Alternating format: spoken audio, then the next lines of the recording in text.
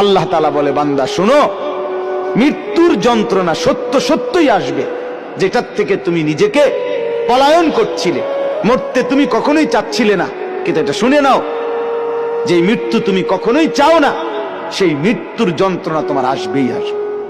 সাকরাতুল মউত, হাত্তাকে এমনকি আল্লাহর নবী সাল্লাল্লাহু আলাইহি সাল্লাম পর্যন্ত ইন্তেকালের পূর্বে নবীজি হাদিসে স্পষ্ট আছে, আম্মা জান আয়েশা বলছেন, নবীজি সাল্লাল্লাহু আলাইহি সাল্লাম একটা বাটির মধ্যে পানি দিছে, আর নিজের পবিত্র ডান হাত মোবারক দিয়ে হাত দিয়া এই বাটির পানির মধ্যে চুবাইতেছিলেন, আর কপালের ঘাম মুছতেছিলেন নবীজি, আর বলতেছিলেন, লা ইলাহা ইল্লাল্লাহ ইন্না লিল মাউতি সাকারাত, আল্লাহ আপনি ছাড়া আর কোন ইলাহ নাই, আহা মৃত্যুর তো বড়ই যন্ত্রণা।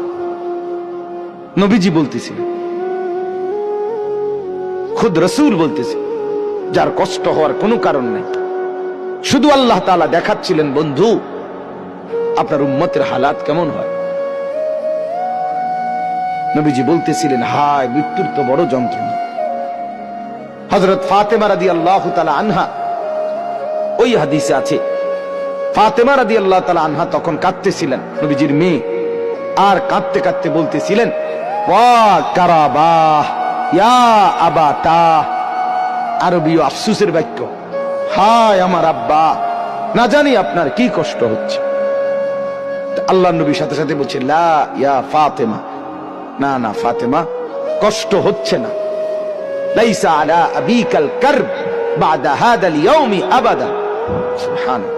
বললেন নবী, ফাতেমা শোনো, আজকে তোমার বাবার জিন্দেগীর কষ্ট সমাপ্ত হচ্ছে, আজকের পরে আর তোমার বাবার কোনো কষ্ট থাকবে না।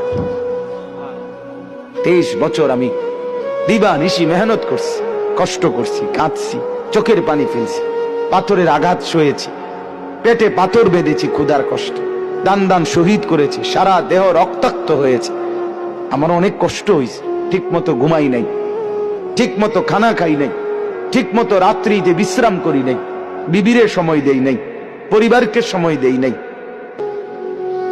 কাউকে ঠিক মতো সময় দিতে পারি নাই, কিছুই করতে পারি নাই দুনিয়ায়, বিশ্রাম, সুখ, আনন্দ, উপভোগ, শুধু মেহনতই করে গেছি, দিয়েই গেছি দাওয়াত, বলেই গেছি দুয়ারে দুয়ারে, দাঁড়ে দাঁড়ে, বার বার বার বার বার বার বার বার।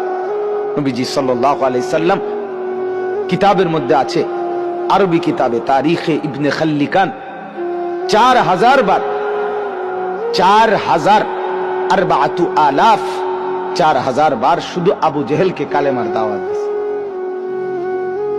বুঝে ধরে মিয়া, রাসূল সাল্লাল্লাহু আলাইহি সাল্লামকে চিনলেন তো নাই, অনর্থক ভালোবাসার এক অভিনয় করছি।